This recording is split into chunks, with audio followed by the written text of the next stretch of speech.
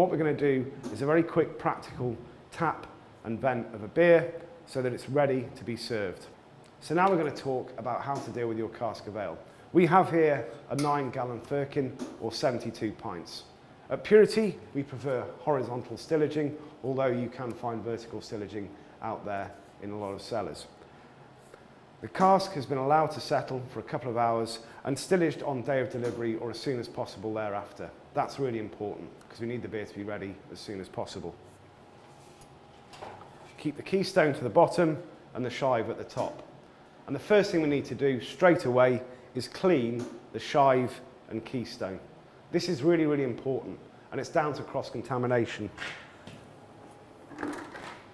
This barrel has been in our brewery, it's been in the back of a dray wagon, and it's been rolled down probably into your cellar. So these environments is where we're going to breach into the beer using our taps and vents, and this is a point of infection. A quick spray of food standard hygiene spray onto the shive and onto the keystone, and give those a thorough brush and clean. So in tapping and venting the beer, we're looking to get it into the right condition. And what we need to do is vent off the excess CO2 that's built up in what we call the secondary fermentation after the beer's been put into barrel. So a good quality soft rubber mallet and specific tap, or you can just use a hard peg. Into the top.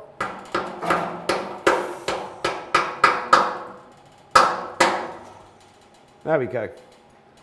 So we have breached what is called the tut in the shive. This is allowing the beer to vent and the excess CO2 to balance to get the beer into the right condition. Make sure that the tut has been breached and that there is a clear airway between the beer and the top of the barrel, otherwise the beer won't condition, and when you tap it, it won't serve. Straight away, on the same day,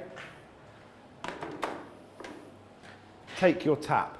This should be clean, dry and stored in a special area, and the tap should be turned off. It stops getting beer on your feet when you actually tap it. We're looking to go straight in through the keystone. So again, soft rubber mallet, be confident and calm, and guiding the tap into the keystone. A couple of things to note. I'm avoiding touching this area of the tap because ultimately this is going to go and sit in the beer. So as clean as my hands are, it's still a potential for infection. Next up, it stops us when we tap, if we hold there, from having our knuckles broken against the outside of the cask. Hold close to the end and guide straight in, good solid couple of taps. And the beer is now effectively ready.